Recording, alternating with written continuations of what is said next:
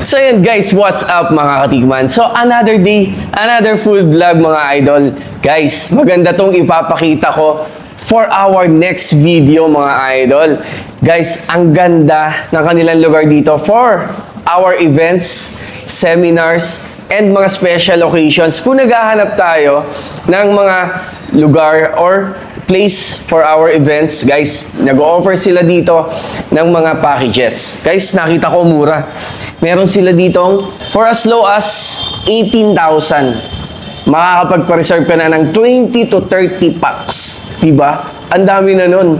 So, yun guys, free use of place na, free use of KTV, tas yung mga natirang food, pwede pang isharon. So, ito guys, ang Sunday Gastropub mga idol. So, si Sunday Gastropub, nagmula siya kay Sunday Resto. Guys, ito po yung nasa Bagong Bayan. No? So, yung sikat na matagal na sa San Pablo. Ito yung favorite natin. Isa sa favorite natin doon, macaroni. Guys, ito, pag nakain ako doon, hindi ito nawawala kapag bumibili ako doon. No? So, meron din doon yung mga baked spaghetti, palabok, spaghetti. Yun, yung mga kilalang-kilala si Sunday Resto doon. So, ngayon, ito guys, yung kanilang gastropub, no? So, ito guys, located dito po sa Shell, Barangay San Roque, San Pablo City. So, second floor lang po siya, guys. So, meron siyang indoor or air-conditioned room. Tapos, meron siyang alfresco dining. Kung gusto nyo mag-chill while drinking coffee or pwede rin mag 2 bottles, ano. So, meron silang alcohol and non-alcoholic drinks and syempre, mga kape. So, yan. Kompletong menu nila dito, mga idol. Merong mga pasta, pika-pika, even mga ulam. Yan, kompleto. So, papakita ko sa inyo yung mga bestseller nila dito kay Sunday Gastropub, mga idol, no. So, tikman muna natin ulit yung kanilang macaroni. Kung ayun pa rin talaga yung lasa, no? Yun. Guys, ang tonto ako dito. Yung chicken niya talagang daman-dama mo kasi talagang chicken tidbits yung matitikman mo dito, no? Grabe, ganun pa rin yung lasa. Guys, hindi sobrang asim. Sarap. So, punta tayo sa kanilang quesadilla. Yan. One of their appetizer. Ayan. Tapos guys, yung menu dito, may pagka-Tex-Mex. May pagka-Tex-Mex compared dun sa main branch nila. So, ito quesadilla. Cheese quesadilla. Yun. Tapos may sauce. Dip natin. Yan natin ng onion and kamatis. Ayan. Perfect yan. Perfect bite. Ang sarap na may mahang. So, yun. Cheese quesadilla. Simple lang. Pero, yung pag nilagyan mo na lang ng kamatis, sibuyas, at saka yung sauce niya, panalo din. So, pwede to, appetizer, or even pulutan. So, magiinom ako dito, orderin ko itong quesadilla, no? So, pakita ko sa inyo yung classic nachos ni Sunday. Yan. So, ang maganda kasi sa kanila, guys, sa San Pablo, sila yung isa sa nagpaumpisa ng nachos na hindi kasama yung toppings or hindi halo. Alam niyo yun? So, maganda nun kasi ikaw yung maglalagay. So, yan. Merong ground beef, may cheese. Tapos, merong kamatis and sibuyas. Ayun. O, diba? So, yan. Perfect bite. Imagine niyo, nagiinom kayo dito ng beer, tapos ito yung pulutan nyo or pika-pika dito, di ba? So guys, during weekdays, open sila ng 10 a.m. up to 12 a.m. No? Kapag naman weekends, hanggang 2 a.m. So bibihira yan guys, yung hanggang 2 a.m. na nagsaserve para kung gusto nyo mag-chill, di ba? So maganda yung sa labas nila, di ba? Mahangin. So, punta tayo sa kanilang chicharones na from Pampanga daw. So, dito lang nila niluto. Yun. May laman, Tapos may kasama suka. Hindi pagka-salty yung chicharon, pero ang sarap nung isinasaw na natin doon sa suka. Parang legit nga, na Pampanga talaga to. So, yun. Sarap. So, ito guys, yung kanilang sisig. Siyempre, Kapag mga gantong gastropub, hindi mawawala ang sisig, di ba? Meron siyang chicharon sa taas, sa ibabaw.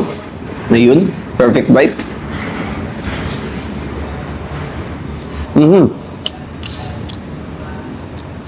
May malalaking sibuyas na lalo nagpapasarap.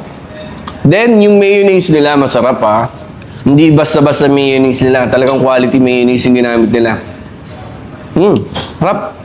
Then guys, punta tayo sa kanilang grilled tuna belly. Ang laki oh, sarap. Yun oh. So ito 580 lang mga idol, pero malaki siya ha. Tuna belly.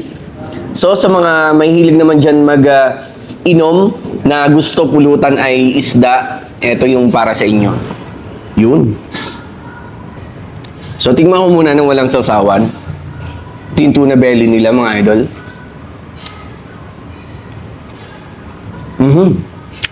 Guys, sa buong San Pablo, bibihira yung nagsaserve ng tuna belly. Ako mahilig ako sa pulutan na tuna belly. Masarap to, guys. So, tingnan natin yung dip nila kung masarap.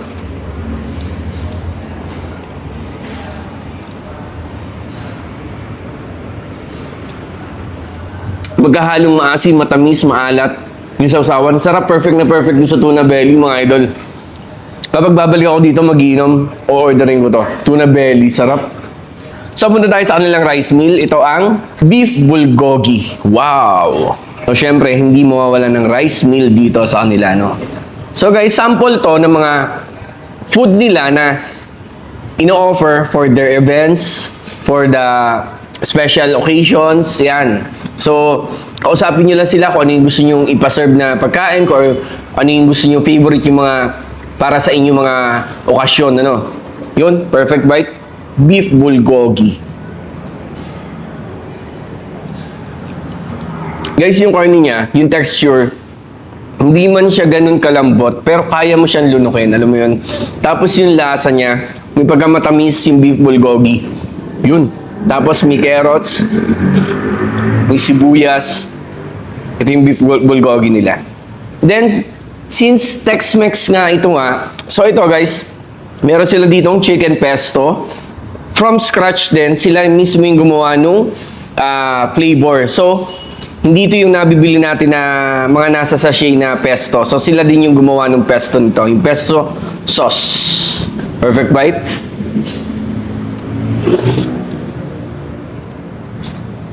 Yung pesto sauce, saktong-sakto lang. Hindi sobrang tapang. Alam niyo na compliment lang siya dun sa noodles. Ang al dente ng noodles niya, mga idol, yung pagkakagawa ng noodles ng chicken pesto, no? So, okay din to. Ito yung kanilang caramel macchiato. Yes, meron din silang hot coffee. And their coffee jelly frap. Man natin. Wow. Okay, so kompleto, no? Di ba may hot, merong frap, and syempre, ito na.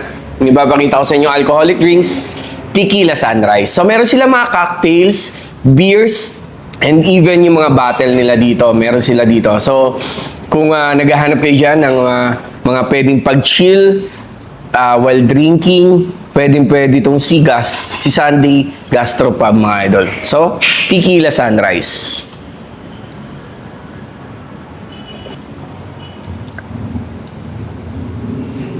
Sarap. Nakakamiss. So, yun guys. If you are looking events for your special occasions, birthdays, weddings, guys, kasya po dito 70 to 100 packs. For as low as 20,000, pwede ka na magpakain ng 30 to 50 packs, di ba? Kung meron kang pahanda. So, ang mura. So, yun guys, ulitin ko po.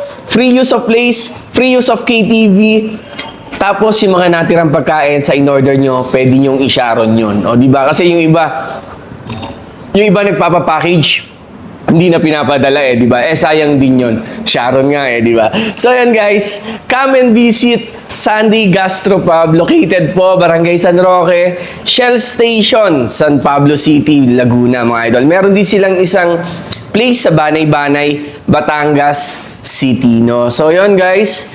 ito isa sa mga legendaring kainan sa San Pablo at for sure, kumbaga, decades na rin ang binilang para napatunayan na natin yung kasarapan ng Sunday Resto, no?